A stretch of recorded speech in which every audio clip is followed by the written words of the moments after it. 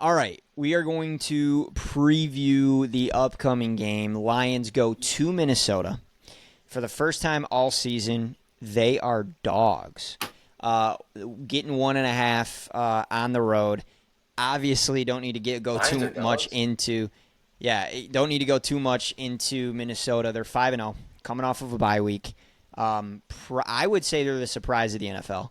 I don't think anybody expected Sam Darnold to look the way that he looks. The offense is chugging. Brian Flores has a insane scheme on defense, and they're playing at an extremely high level. Huge game, first divisional matchup for the Lions. They go into it. It's their first full game without Hutch. What I want to know is who are your guys' X factors this week? Who needs to play well for the Lions? Who's going to make an impact on this game? Jet, we're going to start with you. Give us one or two X factors this week that you're really keen in on and you hope has a big game or you expect to have a big game.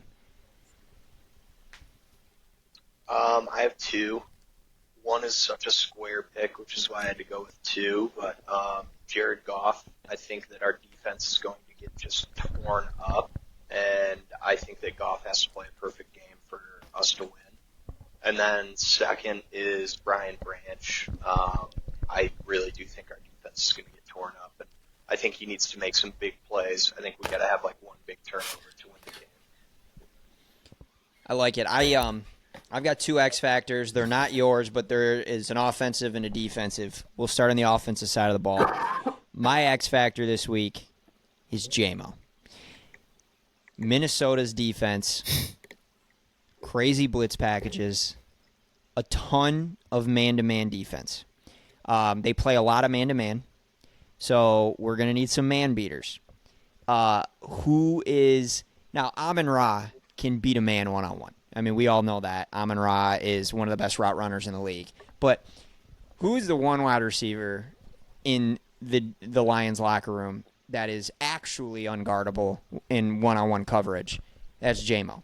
And you have to unleash JMO this week. I'd like to see JMO on some crossers. Get him involved in the screen game. And they've done it more this year. Not just sending him out on go routes, but utilizing him more in the passing game, kind of short to medium distance. But I think if the Lions want to win this game, JMO has to have a massive week. So I will be watching JMO on the offensive side of the ball. On defense, my X factor is Terry and Arnold. I trust Carlton. I think Carlton will do a decent job on JJ. Jay Jettas. You're never going to shut him down, but I trust Carlton to step up and play a decent game. He's going to have safety help, and maybe that's where Branch comes in and makes a couple big plays. What I'm going to be watching is, can Terrion do a good job on Jordan Addison? Can Terrion do a good job on Naylor? These other wide receivers that are putting up numbers for the Vikings, because the Lions are going to double team Jefferson probably every snap. I expect that. And it's going to be Carlton with safety help on pretty much every snap. So I think you're going to see Terrion in a lot of one-on-ones, and I think they might try to pick on him, especially with all the penalties that he's gotten so far this season. So if the Lions want to win, I think Terrion's got to play his best game to date in the NFL and as a Lion. Stark, I hope we didn't take all of your X factors. Do you have any on top of those? Yeah, I'm gonna do the same thing real quick. Amon Ra's my X factor on offense. He hasn't been quiet, but I think in a game like this, Minnesota's defense has been really good. Not great against the pass. The Green Bay game, they got torched in the second half. Absolutely torched. So I think Goff, like Joey said, that was a good pick. Amon Ra is mine. JMO obviously can have a huge game here, but Amon Ra can control a game when he's making his secure catches and they're kind of pumping the ball to him. So I think he's mine. The running backs, I think, could get – this might not be a running back game. I think I could see this being a little more of a aired out. Defensively, I'm going to go with Lee McNeil. It's going to be weird, but I think he's going to be our best chance for some pressure on a regular basis. He's a monster. They just paid him. I think we can expect him to get some pressure and get some sacks. They need someone some people on the I know I just said don't go get anyone, but we need someone to step up. We need a name to step up. Where's James Houston?